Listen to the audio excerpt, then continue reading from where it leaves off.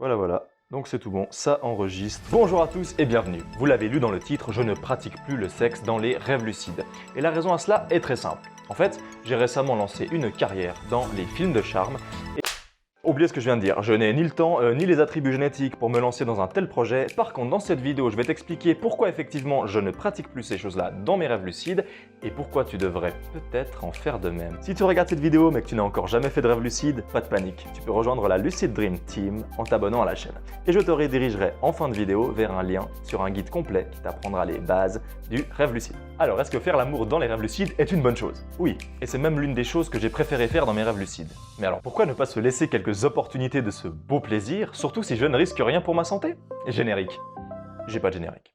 Lorsque j'ai commencé les rêves lucides, je devais avoir 16 ou 17 ans et je ne l'avais encore jamais fait dans ma réalité ordinaire. J'avais donc tout le loisir de surestimer ce qu'étaient les relations sexuelles et d'en faire ma propre réalité dans les rêves. Autant vous dire que c'était des expériences soit décevantes, soit hors du commun, puisque je n'avais aucune idée de ce que pouvait ressentir une personne pendant cet acte, puisque je ne l'avais encore jamais fait. Quelques années plus tard, je rencontre enfin ma première copine avec qui je vais mettre fin à cette attente pucellinique.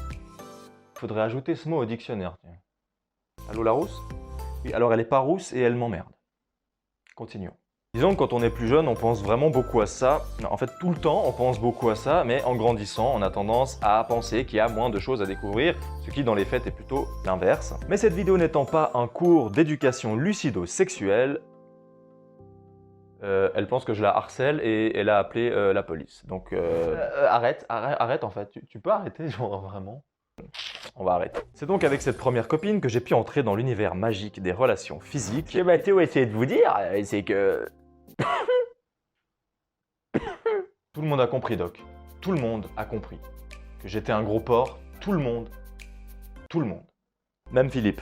S'en suivit environ 4 ans de relations qui m'ont fait réaliser que finalement sur Terre, ce ne sont pas les relations sexuelles qui sont le plus enrichissantes et épanouissantes. Bon, et bien où est-ce que je veux en venir avec tout ça? C'est que j'en suis arrivé à la conclusion que mes relations dans la vie ordinaire étaient plus épanouissantes que dans mes rêves. J'ai découvert que certains sujets étaient beaucoup plus intéressants à étudier dans le cadre des rêves lucides, comme par exemple le fait que les rêves lucides améliorent grandement sa vie ordinaire, l'utilisation des rêves lucides comme thérapie pour guérir des peurs ou des handicaps légers, l'accès direct à l'inconscient et aux possibilités qu'il renferme.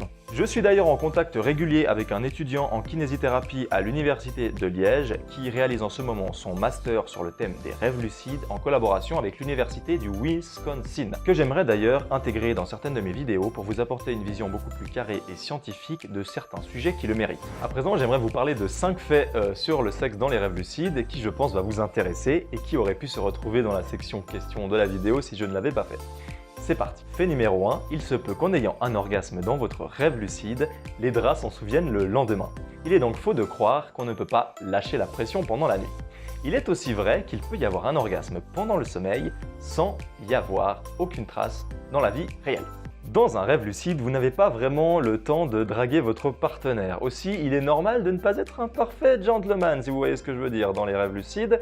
Mais pas de panique, personne ne vous en tiendra rigueur, moi le premier. Fait numéro 3, qui n'est pas vraiment un fait mais plutôt une idée largement répandue, suggère que nous, les humains, si nous rêvons autant de sexualité, c'est avant tout parce que nous l'avons mis au centre de nos préoccupations et de nos appréhensions. Ainsi, pendant la nuit, nos rêves nous servent de canaliseurs pour ces appréhensions et ces peurs en nous faisant rêver de sujets qui nous préoccupent. Une étude a pu démontrer par exemple que les chats ne rêvaient quasiment, pour ne pas dire jamais, de sexualité parce que les chats, eux, contrairement à l'humain, ne se posent pour ainsi dire aucune question sur leur performance, s'ils vont avoir quelqu'un, s'ils vont pouvoir se reproduire, etc.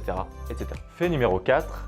Notre sexe, aux femmes et aux hommes, n'est pas paralysé pendant la phase de sommeil paradoxal comme pourrait l'être le reste de notre corps, à l'exception de certains muscles de la respiration, des yeux, du bout des doigts. C'est d'ailleurs comme ça que l'on peut savoir si une personne a un trouble réel de l'érection ou si c'est simplement psychologique. Il suffit de l'observer pendant la nuit, durant la phase de sommeil paradoxal, et vous aurez votre réponse. Les filles, vous savez ce qu'il vous reste à faire. Fait numéro 5, dans les rêves lucides, comme a priori on peut faire n'importe quoi et qu'il n'y a aucune limite, je vous laisse imaginer les possibilités. Vous pourriez par exemple changer de sexe, faire l'amour avec quelque chose qui n'existe pas dans la vraie vie, que ce soit un être divin ou un être de fiction, comme par exemple un personnage de dessin animé. Du coup, bande de gros dégueulasses, que vous soyez geek, croyant ou non, mécanophile ou ayant tout autre trouble sévère de l'identité sexuelle, les rêves lucides sont tout indiqués pour vous.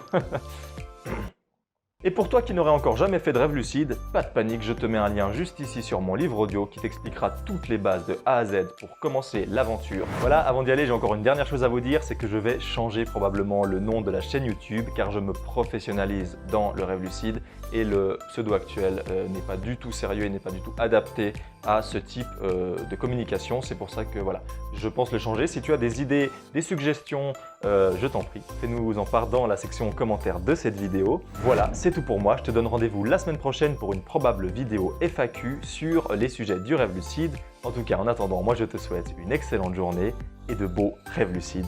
Ciao!